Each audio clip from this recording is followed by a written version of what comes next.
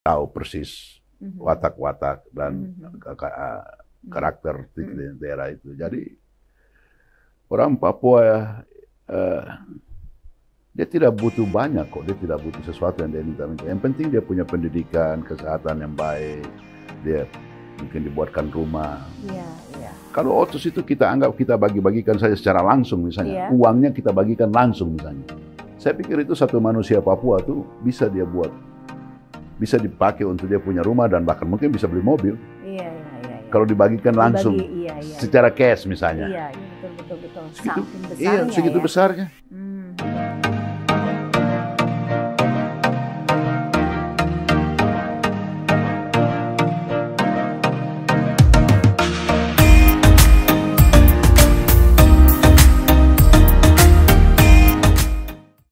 Wow, Viewer Ngaco. Ngobrol ala Indoposko. Kembali lagi kita dengan saya, host Ngaco, Nelly Marinda. Saat ini kita kedatangan tamu istimewa. Jauh lagi. Penerbangan lazimnya itu 6 jam.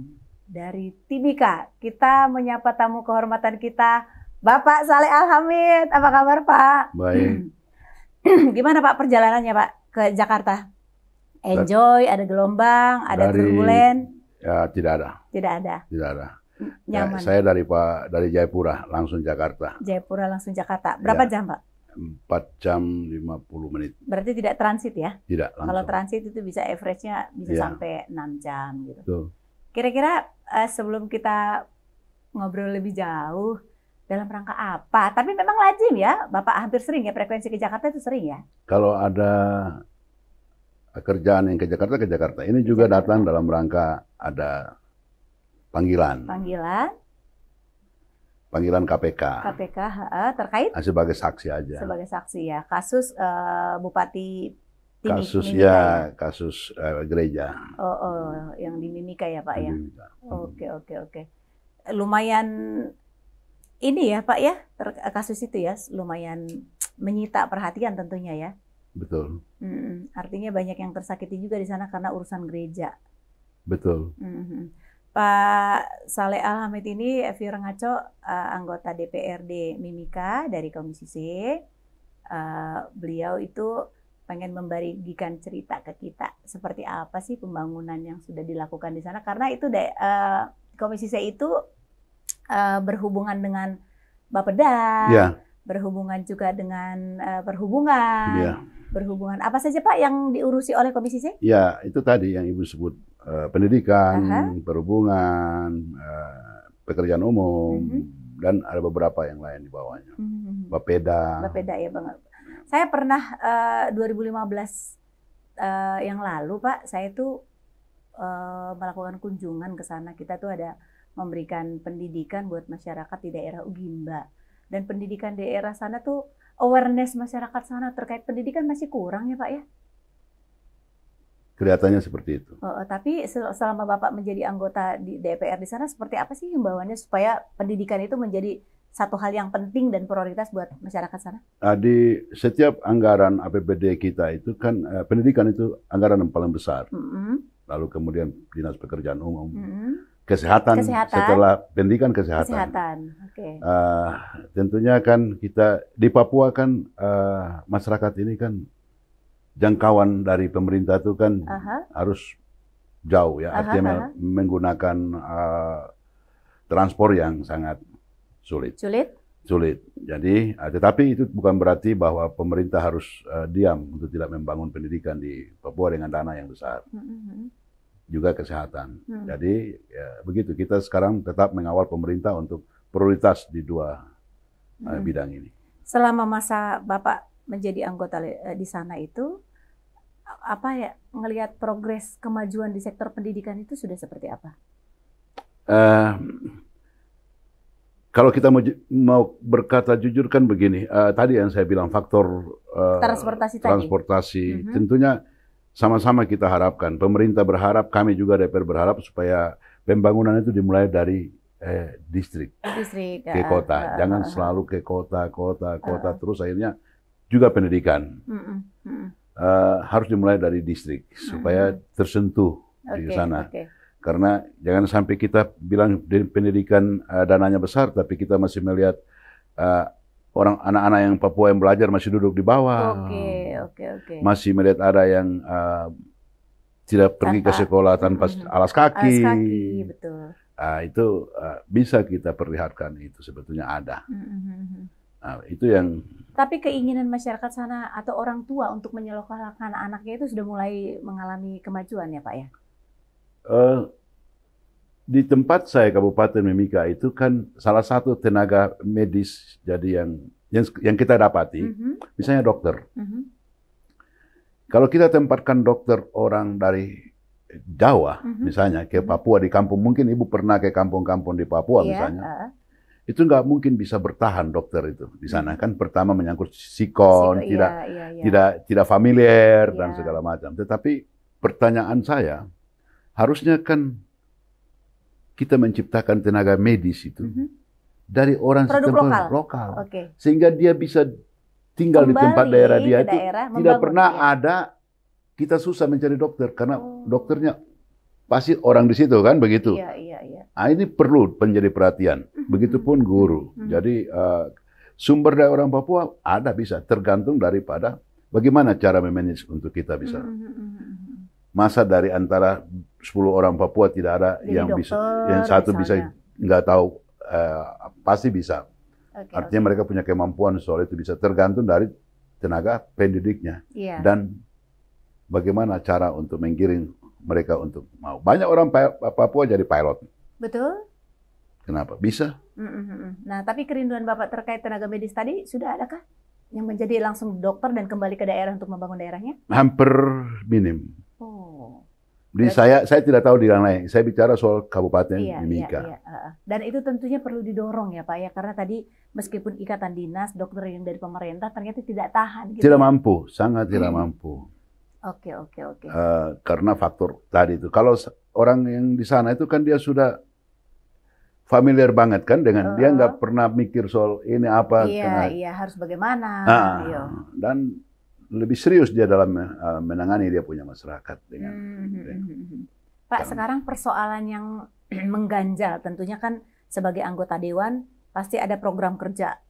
Mungkin dari 5 sampai 10 ada skala prioritas, 3 prioritas teratas yang harus diwujudkan dalam waktu dekat itu apa sih Pak? Yang perlu, yang mengganjal banget kira-kira selain pendidikan kesehatan itu apa? Pembangunan, bagaimana dengan pembangunan? Pembangunan di Timika, saya melihat pembangunan pembangunan di Timika, di Kabupaten Mimika itu kita patut harus berkata jujur bahwa pembangunan itu tidak dari kota ke desa, distrik. Semua fokus di dalam kota. Kan begitu. Saya berkeinginan melihat langsung bahwa ada hal-hal yang tidak prioritas dijadikan prioritas. Contoh, misalnya membangun jalan. Jalan ini bisa kita gunakan misalnya 10 tahun lagi, masih mampu untuk. Sementara masyarakat penduduk itu biasa kan di lorong-lorong, di gang-gang. Sebetulnya itu dulu dibenahi. Daripada selalu membuat program, apalagi program itu betul-betul yang sudah bisa, yang sudah tersedia, tapi dirombak, diganti. Jalan masih bisa jalan, tapi dirombak lagi. Misalnya. Artinya tidak prioritas, ada yang skala prioritas, tapi tidak tersentuh. Iya, karena yang skala prioritas itu justru membutuhkan anggaran kecil. Iya. Sebetulnya kan Ibu membangun jalan, kalau mau bikin jalan besar, yang sementara di gang-gang itu kan tidak butuh dana yang besar. Kalau masyarakat semua tersentuh, maka tidak ada keluhan. Dalam taruhlah Pak Saleh kan sebenarnya di tanah Papua ini sudah hampir 40 tahun ya. Artinya sudah melihat progres pembangunan, skala prioritasnya apa, terus yang sudah terwujud apa gitu. Artinya sudah bisa membandingkan dari tahun ke tahun. Nah saat ini pembangunan apa lagi sih Pak sebenarnya yang tadi Bapak bilang yang tadinya tidak prioritas akhirnya jadi dibangun. Nah kalau dari infrastruktur dasarnya sendiri apakah sudah bisa terpenuhi belum sih? Infrastruktur Kabupaten Mimika beberapa waktu lagi kan Pak Presiden mau ke sana meresmikan bandara. Bandara Mimika. Oke. Bandara Mimika itu luar biasa. Jadi kami kemarin di Timika kemarin itu kami rasa kita yang menjadi provinsi Papua Tengah kan, karena kalau membangun seperti dibangun oleh Timika oleh misalnya ini ya saya tidak menyentuh situ, tetapi ini rasional saja. Yeah. Kalau kita membangun lapangan udara bandara seperti Timika maka tentu itu dibutuhkan sekitar 20 tahun baru bisa. Ya. Tapi ini nyatanya? Artinya kan tidak jadi provinsi kan. Kalau misalnya tadinya kan tadi ya. Sekarang kan dipindahin. Artinya bahwa pasti pembangunan di provinsi yang baru juga seperti ini, membutuhkan waktu yang lama. Pelabuhan juga membutuhkan waktu yang lama, kan begitu. Tapi kalau Timika itu sudah siap. Sebentar ya, siap. Apakah itu peran dari mana? Apakah itu dukungan dari pemerintah pusat atau dari pihak-pihak lain? Tentu dukungan dari pemerintah pusat ada, sangat ada. Tapi itu dominan? Ya, dari ada APBN juga dibangun. APBN, APBD, termasuk dari Freeport juga Freeport. Ya? Terkait OTSU Pak, kira-kira bisa menyentuh nggak OTSU ini biasanya anggaran yang dialokasikan, apakah sudah implementasinya sesuai dengan program yang diperuntukkan? Jadi begini Bu, OTSU itu dipergunakan seutuhnya buat orang Papua, kepentingan orang Papua. Kalau OTSU dibuat jalan itu bukan kepentingan orang Papua, kepentingan umum kan begitu. Betul. OTSU itu membuat orang Papua yang tidak punya rumah dibikin rumah. Kan begitu, bukan dipakaikan OTSU ini untuk pekerjaan yang lain. Karena peruntukannya infrastruktur. Peruntukannya khusus. Iya. Nggak boleh umum. Betul. Nah itu. Tapi sejauh penglihatan Bapak ini berjalan dengan baik, apakah memang ini juga menjadi temuan? Saya pikir tidak ada OTSU, ada DAK, dan saya merasa bahwa entah itu skala prioritas itu OTSU itu sudah lumayan diberikan begitu lama oleh pemerintah pusat dan sebetulnya pemerintah daerah dapat memanfaatkan itu dengan baik dan tidak ada lagi masyarakat di bawah yang berkeluh kesah soal OTSU. Kalau memang digunakannya secara baik dan peruntukannya jelas. Tapi selama ini keluhan ada nggak di masyarakat? Atau masih banyak keluhan? Ya, kalau Ibu bertanya kepada orang di Papua, mereka bilang OTSU itu bukan jawaban buat mereka, kan begitu selalu. Iya, betul. Ada permintaan lebih ya? Ya, begini. Masyarakat Papua kan, saya bukan orang Papua asli, tapi saya tidak lagi dapat dipisahkan dengan orang Papua. Iya. Saya tahu persis watak-watak dan karakter di daerah itu. Jadi orang Papua dia tidak butuh banyak kok, dia tidak butuh sesuatu yang dia minta-minta. Yang penting dia punya pendidikan, kesehatan yang baik, dia mungkin dibuatkan rumah. Iya. Kalau OTSU itu kita anggap kita bagi-bagikan saja secara langsung misalnya, uangnya kita bagikan langsung misalnya. Saya pikir itu satu manusia Papua tuh bisa dia buat, bisa dipakai untuk dia punya rumah dan bahkan mungkin bisa beli mobil. Iya. Kalau dibagikan langsung, secara cash misalnya. Iya, betul. Saking besarnya. Segitu besarnya. Oke. Tapi nyatanya kesejahteraan saya pikir masih jauh ya dari beberapa contohnya. Ketika saya berjalan-jalan agak ke gunung dikit, masih banyak mereka sekolah tanpa alas kaki. Ketika saya ke pelabuhan, masih banyak mereka meminta di pelabuhan-pelabuhan itu seperti tidak mendapatkan kesejahteraan seperti itu, Pak. Bagaimana menanggapinya? Itu fakta. Saya ambil contoh teman-teman saya ini yang di DPR ini, ada satu tempat di sana namanya Kuamki Narama, Kuamki Lama. Kuamki Lama ini ada image bahwa di daerah itu daerah yang sulit, daerah konflik begitu ya. Sehingga ada mungkin ketakutan pemerintah untuk membangun di situ, jangan sampai ada yang menolak dan segala macam. Tetapi masyarakat di dalam itu justru berkeinginan untuk disentuh. Pendidikan harus dibangun, sekolah yang baik, kemudian jalan yang baik, karena itu dia merupakan ikon kota Timika. Iya. Kuamki Lama itu, dia merupakan satu penghubung di antara Timika dengan Tembagapura, Freeport, itu Kuamki Lama. Dan bagaimana kondisi kehidupan orang di Kuamki ini? Ya. Ada disparitas, ada yang sangat miskin, ada yang kaya banget seperti itu. Saya tidak pernah lihat orang Papua kaya di Kuamki Lama, minta maaf. Ini saya harus jawab jujur, bahwa mereka tidak ada yang kaya, mereka bukan kontraktor, padahal dana besar di sana.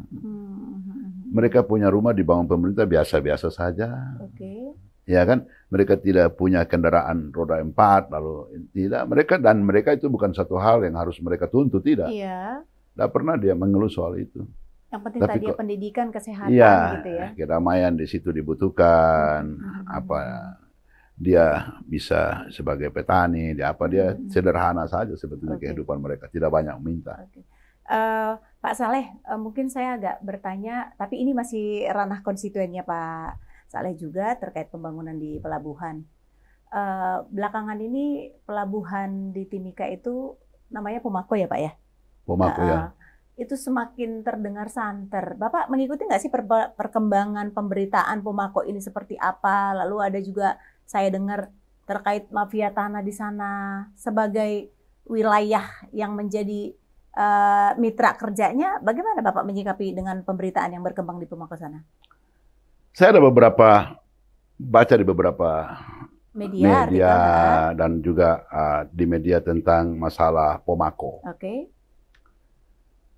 Ibu saya orang tinggal di situ, saya punya rumah di daerah situ. Rumah saya itu bahkan dikasih oleh pemilik wilayah di situ. Namanya itu Pak Krisma Peko. Krisma Peko ini dulu dia ketua Lemasko. Di sana ada dua, Lemasa dan Lemasko. Lemasko, Lembaga Masyarakat Suku Kamoro. Krisma Peko ini dia di samping ketua Lemasko, dia juga adalah penduduk Hiripau yang Ibu tanyakan tadi masalah yang disampaikan tadi Pomako, itu wilayahnya Hiripau. Desanya ya. Desa Hiripau punya apa namanya nih tanah hak wilayah. Hak wilayah, Itu daerah yang saya tidak pernah menyangka bahwa akan terjadi pelabuhan samudra seperti itu. Akan ada pelabuhan. Akan ada. Karena saya hidup di situ sejak Mimika itu masih kecamatan. Masih kecamatan yang sangat kita jalan dari Timika ke tempat Ibu bilang pelabuhan itu tidak sampai di situ. Di situ masih di pinggiran jalan Ibu masih bisa lihat burung-burung mambruk apa yang artinya nol penghuni. Iya. Masih rimba lah ya mungkin ya. Hutan bakau dan tidak ada orang bermimpi bahwa itu bisa ada jalan darat. Setiap kapal masuk, dulu kapal-kapal perintis sebelum ada kapal putih. Itu penumpang itu turun dari kapal dibawa ke Timika. Itu lewat feri, dengan feri. 2 jam, 3 jam baru sampai. Itu lewat kali mutar. Jadi sekarang ini tidak ada orang yang membayangkan bahwa bisa ada jalan tembus menuju ke Pomako yang Ibu bilang tadi. Tidak mungkin. Karena hutan bakau air asin. Kalau airnya pasang itu naiknya tinggi. Lalu tidak ada bermimpi bahwa tetapi saya. Artinya Bapak mengikuti pembangunannya, kapan pembangunan jalannya dilakukan, kapan pembangunan pelabuhannya dilakukan? Saya ikuti itu, makanya saya bilang itu dulu kecamatan. Saya tahu persis siapa pemiliknya, siapa orang kepala kampungnya, siapa orang saya tahu. Dengan persoalan yang terjadi sekarang, apakah anggota DPR tapi tidak terlibat ke sana ya? Tidak ada kunjungan secara langsung ya, karena bukan daerah konstituennya ya. Tapi pelabuhan, pembangunan, perhubungan, artinya mitra kerjanya.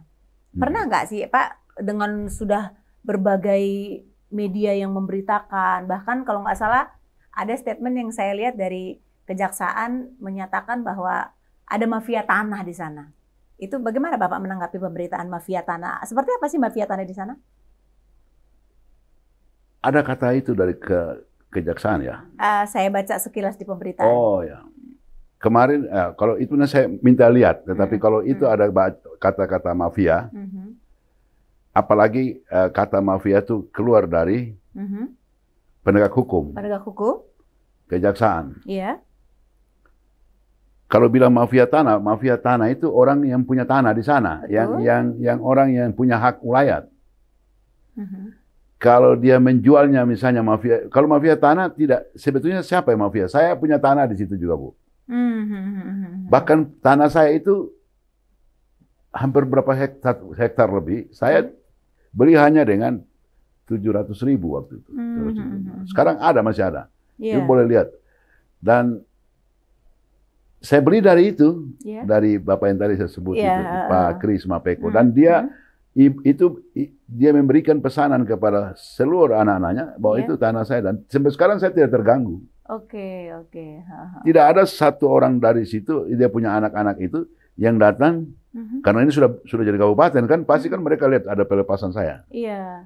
Kok beli tanah sebesar ini hanya 700.000? Kan begitu pasti. Iya. Tapi karena mereka tahu bahwa ini adalah pesanan bapaknya dan kasih kepada saya, saya nyaman aja di situ. Nanti di Hiripau, rumah saya di Hiripau. Hiripau, daerah yang sedang berkonflik sekarang. Hampir semua orang tahu saya di situ. Dan Bapak tahu nggak pemilik tanah di tetangga Bapak tentunya? Jadi begini Bu, dari Hiripau sampai di Mercusuar. Mercusuar itu tempat lampu yang untuk menandakan kapal masuk itu, ya itu milik orang Hiripau. Dia sampai di lautan pas kapal masuk. Itu milik orang Hiripau. Siapa orang Hiripau? Tempat saya tinggal. Siapa mereka? Kepala desanya itu sampai sekarang masih bernama Andreas. Sudah jadi kepala kampung itu sekitar 20 tahun, 30 tahun. Tidak diganti, kenapa? Karena dia adalah bagian daripada keluarga di situ sendiri. Dan mereka anggap, ini sudahlah. Begitu. Kemudian karena meninggalnya Pak Kris Mapeko itu yang saya bilang Ketua Lemaska. Ketua Lemasko itu diganti-ganti di sana. Dulu saya mengalami beberapa Ketua Lemasko. Jadi termasuk yang tadi Ibu bilang. Jadi tanah pelabuhan itu milik orang Hiripau. Oke. Dulu Bu, orang ini tidak menyangka sehingga begini. Orang menjual tanah kan sekarang kalau Ibu ke Pomako di zaman ini, sekarang ini, itu hutan-hutan bako itu sudah dikapling-kapling semua sama orang. Oke. Ini tanah ini tanah ini. Semuanya sampai di pelabuhan. Itu setelah terjadi ada pembangunan pelabuhan ya? Iya, baru ada itu. Siapa dulu? Saya dulu dikasih tanah, saya nggak mau ambil. Apalagi di situ saya nggak mau. Meskipun nggak dibayar. Iya, karena memang tidak terpikir akan ada. Karena saya tidak tahu di situ tidak ada manusia, itu ngeri juga kita tinggal di situ tidak ada manusianya. Iya, betul. Iya, akhirnya ternyata sekarang menjadi. Andainya saya tahu, pasti saya udah mau. Saya bisa dikasih, tidak bayar. Karena nanti kalau saya ngomong begini nggak percaya, Ibu ke Timika deh, pergi di Hiripau itu tanya. Iya. Nah, supaya membuktikan bahwa betul enggak. Saya ngomong begini benar nggak? Tapi Bapak mengikuti nggak sih gonjang-ganjing terkait pelabuhan ini sejak kapan terjadi sebenarnya? Saya begini, karena ini kan saya dengar bahwa ada gugat pemerintah dengan salah satu orang yang dengan pemerintah itu namanya Pak Sumitro. Saya tahu itu. Sumitro punya banyak tanah di Timika. Kenapa dia punya banyak tanah? Karena saat itu dia salah satu pengusaha yang hanya dia saja di situ. Dan kebutuhan orang-orang di Hiripau di mana ke beliau.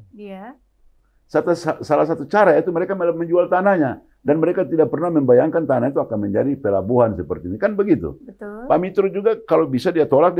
Tapi dia mau bantu kan. Dia mau bantu. Karena orang susah, dia mau bantu. Orang yang datang menjual tanah ya. Bukan dia yang mencari. Termasuk sekarang airport. Oke. Itu kan tanah Pak Mitro itu di airport juga. Tapi pemerintah udah ada bayar lah. Artinya. Jadi kalau bilang masalah itu, kejaksaan tadi bilang ada mafia tanah. Saya mau sampaikan begini ya, pihak kejaksaan ini ya, saya tidak tahu Pak Jaksa yang sekarang sudah lama di Timika atau belum, tetapi kalau mafia tanah, tolong Pak cek. Mafia itu artinya kan mungkin orang yang tidak berhak untuk memiliki tanah itu dia miliki dengan kekerasan, dengan ancaman kekerasan dan segala macam. Iya kan? Menagih orang-orang yang ada di situ, mengatakan ini saya punya tanah. Kalau mafia tanah harus muncul dari orang Hiripau. Iya. Betul, karena penduduk aslinya. Karena dia punya. Mafia tanah, dia pegang, dia bilang ini saya tidak jual di kalian, saya jual. Dia yang jadi mafia, supaya dia nagih-nagih orang. Kan begitu. Tapi di sana enggak. Orang Hiripau itu enggak, Bu. Begitu dia lepas tanah kepada seseorang, sudah. Dia semuanya pada tahu. Karena apa? Karena uang itu dibagi-bagikan. Oke. Pada tahu tetangganya gitu. Semua tahu, iya. Begitu dia melepas tanah, seluruh kampung Hiripau itu pasti tahu. Oke, karena Pak Saleh juga salah satu orang yang memberikan tanah, membeli tanah dari masyarakat setempat. Biasanya mereka itu menjual tanahnya untuk kepentingan apa? Pendidikan kah? Enggak. mereka di sana punya kebutuhan itu. Ibu, saya mau kasih tahu jujur, ibu di sana tuh kan masyarakat yang hiripawin ya. Mereka kan hanya hidup dengan nelayan, dengan pergi bertani, ambil sagu, jual, monoton kan begitu saja. Tentu ada kebutuhan-kebutuhan mereka yang sifatnya ini kan mereka pikir mereka ini punya tanah banyak. Mau jual sama orang siapa? Tidak ada orang yang mau beli tanah di situ saat itu. Iya. Itu 40 tahun yang lalu mungkin? Iya, 30 tahun lalu. 40 tahun. Ibu ke rumah saya itu di Jalan Samratulangi. Ibu bisa pergi. Di Jalan Samratulangi, sebelah Samratulangi ada Jalan Busiri.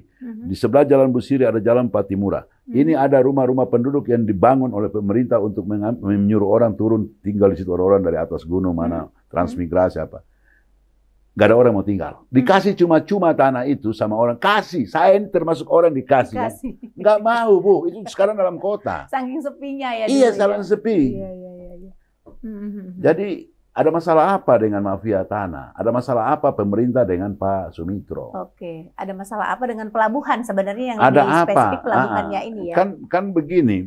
Betapa mudah menyelesaikan hal-hal seperti begini. Siapa pemilik surat? Iya. Siapa pemilik sertifikat? Iya.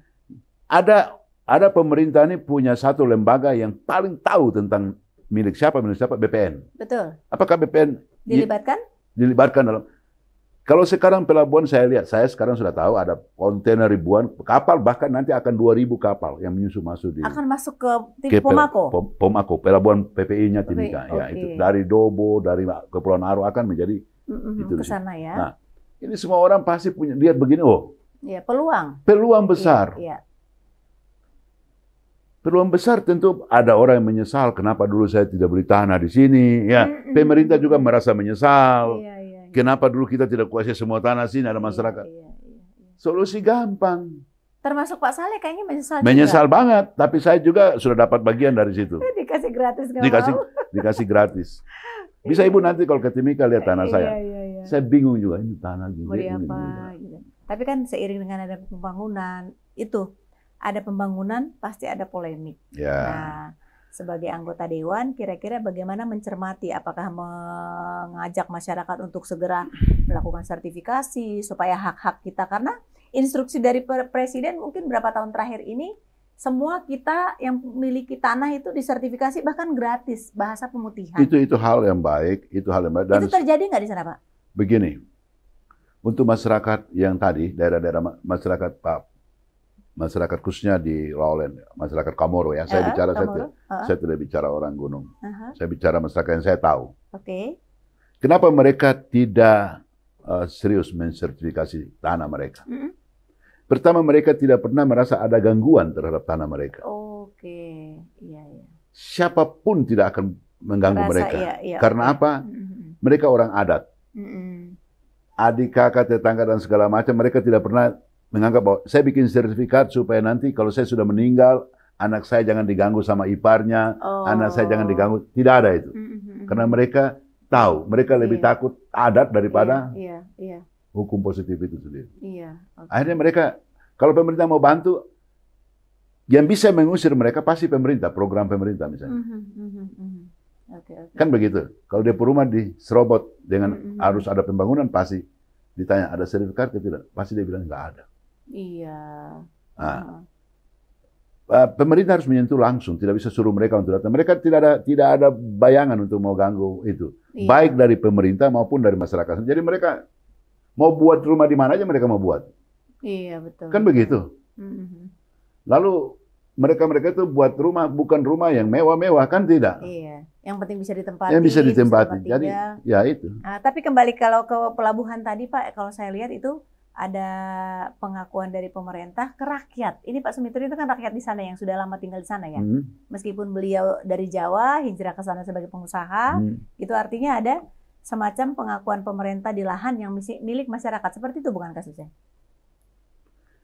Saya dengan Pak Mitro itu nggak ada hubungan keluarga. Tapi hubungan kenalan saya kenal lama sama beliau. Dan kalau saya bicara harus yang benar. Bahwa Sumitro lahir duluan di Timika, duluan dia tinggal di Timika daripada pemerintah Kabupaten Mika kan. Sumitro telah memiliki tanah 8 tahun, kemudian baru ada munculnya Kabupaten Mika. Iya. Itu juga belum ada pelabuhan, belum ada segala macam. Dia miliki. Apa masalahnya? Oh, pemerintah mau bangun kah? Pemerintah mau punya kepentingan di situ. Iya. Kalau kita bicara pelabuhan kan pasti Pelindo. Iya. Iya kan?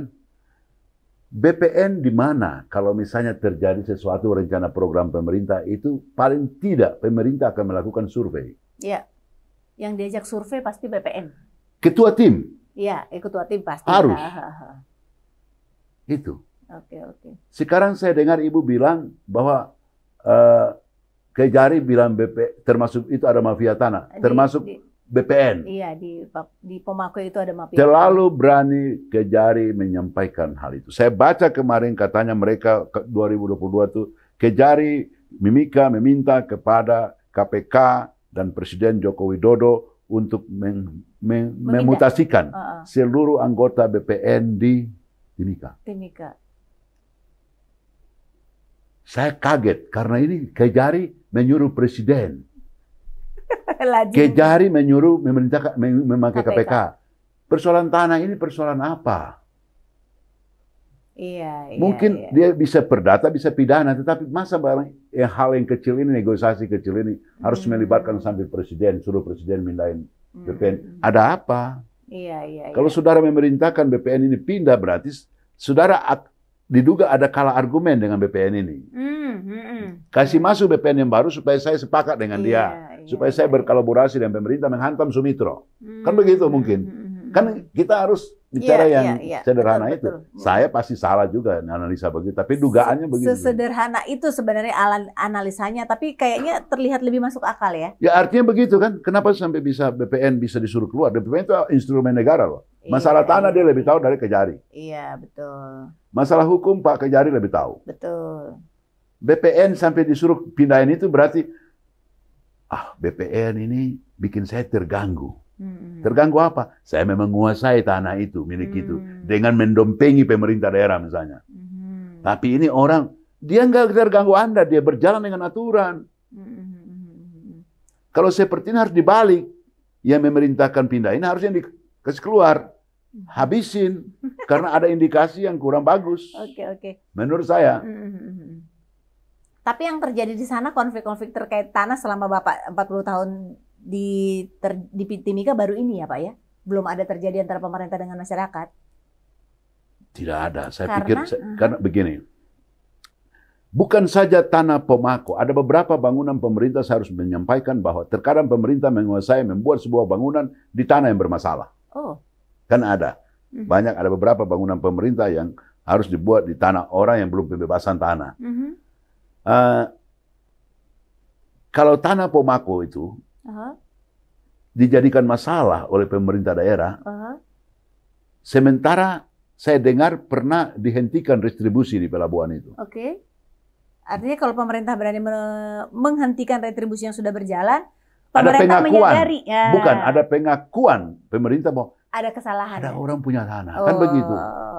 Panggillah orangnya, dudukkan baik-baik, Pak, kami butuh Anda punya tanah ini karena ini untuk kepentingan negara dan bangsa ini, duduk. Lalu bagaimana, lepas kepada kita, jangan juga mahal-mahal Pak, karena kita ini begini. Tapi kalau mahal kepada pemerintah, wajar saja, pemerintah punya uang. Iya kan, kebutuhan di situ. Mana tanah yang dibutuhkan tidak mahal? Pasti mahal kalau sudah ada. Iya. Sudah ada pembangunan. Atau yang kedua, win-win solution. Panggil orangnya, Pak, ini kita mau lagi ini, Bapak sama-sama kita ngolah. Bekerjasama, iya. Pemerintah menarik distribusi dari yang bersangkutan, dia dapat. Kalau kata Pak Saleh tadi bahwa di sana juga pemerintah daerah bikin pembangunan di tanah yang bersengketa misalnya. Saya pernah mendengar, Pak, teman pengusaha kita di sana melakukan peminjaman di Lembaga Ekspor Indonesia, Lembaga Permodalan Ekspor Indonesia. Dari keseluruhan skema bisnisnya sudah di-approve. Tapi begitu jaminannya pakai tanah Papua di daerah wilayah Papua, Timika khususnya, ditolak. Kira-kira apakah polemik-polemik yang terjadi ini bisa membuat lembaga permodalan seperti nggak mau meminjamkan modalnya? Ditolak sama lembaga permodalan ini, gitu loh. Lembaga Permodalan Ekspor Indonesia itu menolak. Alasannya? Alasannya karena kolateral pinjaman di daerah Papua. Hanya itu secara lisan. Papua atau Pomako, Bu? Papua, bahasanya Papua, tapi lahan yang dijaminkan ini sertifikasinya Pomako. Apakah pemerintah melihat bahwa lahan itu ada bermasalah atau tidak? Kalau saya atau dia bilang lebih ke Papuanya sih, karena tanahnya terlalu jauh. Karena kan lembaga permodalan Indonesia itu ada di Jakarta. Mereka sebenarnya memberikan pinjam itu ke seluruh Indonesia. Ya. Tapi ketika ditolak ya kita juga tanda tanya nih, bagaimana anggota dewan melihat ini? Ditolak dengan alasan karena terlalu jauh di Papua. Kira-kira gimana tanggapannya? Ada kan dari Sabang sampai Merauke, yang paling jauh itu untuk Papua itu Merauke. Sabang ada jauh juga kan begitu. Indonesia sekarang ini kecil dengan dunia sekarang ini. Dipegang begini Indonesia ini. Iya. Ada dalam genggaman kita. Semuanya serba teknologi. Anda bisa lihat itu Pemako sekarang. Betul. Tidak ada yang tidak bisa terjangkau. Kalau alasan pemerintah berkaitan dengan jauh, mungkin karena pinjaman dan ini merasa bahwa saya mau lebih bagus begini aja. Apakah pemerintah menganggap bahwa Papua itu daerahnya konflik atau apa, jadi khawatir memberikan pinjaman? Kalau saya mungkin begitu, tetapi kalau bicara soal yang lain-lain saya tidak tahu karena jadi siapapun yang mengatakan Papua itu daerah yang rawan, tidak, itu orang yang belum pernah tinggal di Papua. Saya mau sampaikan bahwa orang yang paling nyaman tinggal di Papua adalah orang pendatang. Sekarang saya buktikan itu nanti. Pertumbuhan satu daerah pun dilihat percepatan karena orang nyaman tentunya kan. Timika itu Bu menjadi penyangga dari 8 kabupaten di Papua. Dan Timika itu hubungan laut dengan Maluku nih, setiap saat ribuan orang masuk keluar Timika. Penduduk kota Timika itu sudah bukan orang asli. Orang asli sudah terpinggirkan semua. Kan begitu. Orang Kamoro yang tadi Ibu bilang itu, ya 20 tahun kemudian bisa saja mereka sudah tidak juga punya lahan dan segala macam karena jangan dijual-jual. Oke, dan pendatang datang membangun. Pendatang datang dia lihat, dia baca peluang. Orang Papua di sana tidak tahu, orang Komoro iya kapan ini ada, dia tidak punya itu. Iya. Tiba-tiba sudah ada jalan di pinggir mereka. Tiba-tiba sudah ada pelabuhan di mereka tempat bevak-bevak. Mereka mau bikin bagaimana?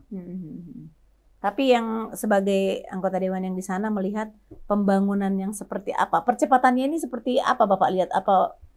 Seperti apa sih ngeliat pembangunan yang sudah terjadi sekarang ini? Pembangunan cepat tetapi tidak harus menyentuh. Pembangunan boleh cepat tapi harus menyentuh kepada masyarakat. Maka itu dibutuhkan pembangunan itu harus dari desa ke kota. Desa ke kota. Karena selama ini belum dari kota dulu. Iya. Tersentralisasi di sana. Betul.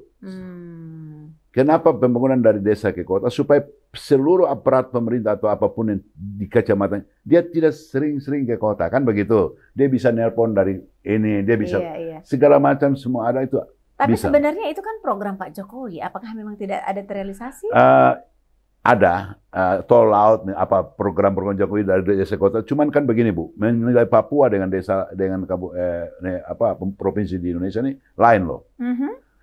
Ibu bisa mendatangi tempat di 10 kecamatan, Ibu bisa dapati di Jawa dalam waktu 2 hari, 1 hari bisa. Tapi kalau di sana mungkin berhari-hari.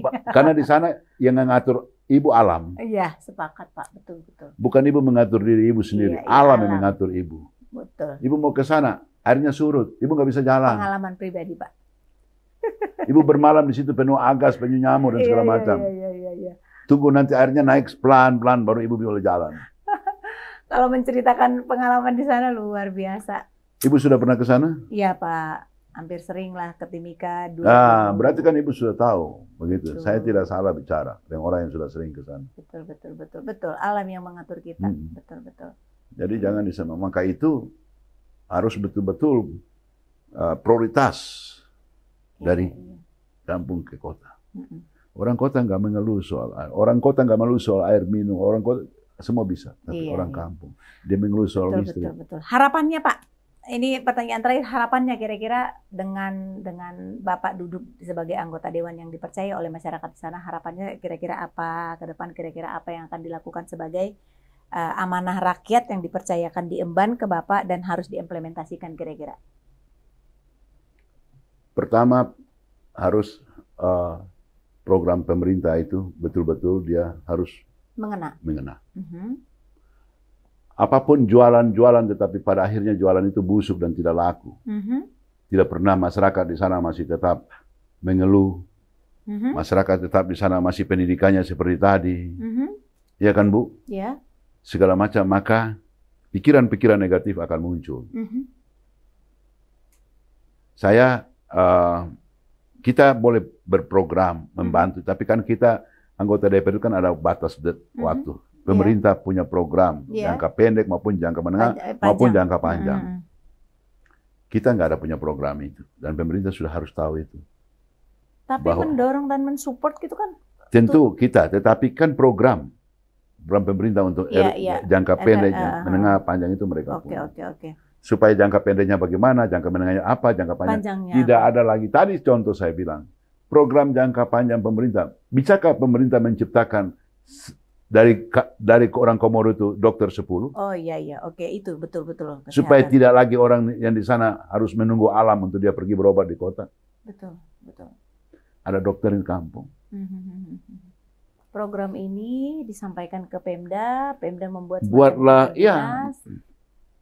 itu kan kita bicara saja dan keinginan kita seperti begitu karena kita mengalami deh. Oke. Sangat luar biasa sebenarnya cita-citanya.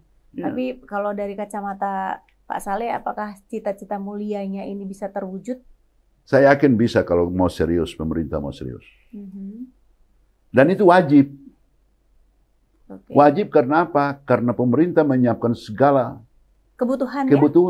Sampai menjadi dokter. Apa yang salah, apa yang tidak dapat, apa yang diminta pemerintah tidak kasih. Oke, apalagi di sana sebenarnya ada Freeport. Harusnya bisa program itu dimasukkan ke sana. Ada di sana, Bu, begitu. Tapi kita butuh yang seperti tadi, nyata yang kita mau lihat. Ya kan? Oke. Di sana buatlah BLK untuk menyerap, misalnya ahli mesinnya ada, ahli ini ada, bisa Anda buat itu. Apakah sumber daya manusia Papua tidak cukup? Apa yang salah sama mereka? Ya, salah karena harus kalian serius untuk mengurus. Iya, betul. Serius, konsisten, programnya mengena ya. Negara sudah banyak memberikan uang. Iya, luar biasa. Sebenarnya program pemikiran Pak Saleh Ahmad ini sangat luar biasa. Tapi kita perlu tahu bahwa gayung bersambut tidak. Karena di sana potensi peluang itu tinggi, SDM ada, terus kekayaan alam juga ada. Jadi 10 orang dalam 1 tahun saya pikir tidak masalah. Dan daerah sana daerah kaya gitu ya Pak ya. Jadi memang perlu ditumbuhkan SDM lokal yang tumbuh supaya masyarakat Kamoro, masyarakat Timika secara keseluruhan tidak menjadi penonton, digerus oleh pembangunan yang terus meningkat ya Pak Saleh ya. Betul. Kita punya harapan-harapan itu semua. Tapi juga pemerintah, saya anggota DPR ini kan tidak terus berada, kita banyak tugas, ada masa. Tapi tentunya saya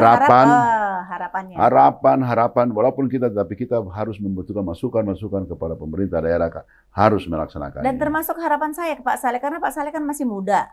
Teruslah tetap menjadi anggota DPR di sana, menyuarakan hal-hal yang luar biasa ini supaya ketika cita-cita mulia ini terwujud, enak meninggalkannya. Mungkin Bapak akan naik level, mungkin di tempat yang lain yang lebih baik lagi, lebih tinggi lagi, bukan begitu Pak? Betul, tapi harus ada keseriusan.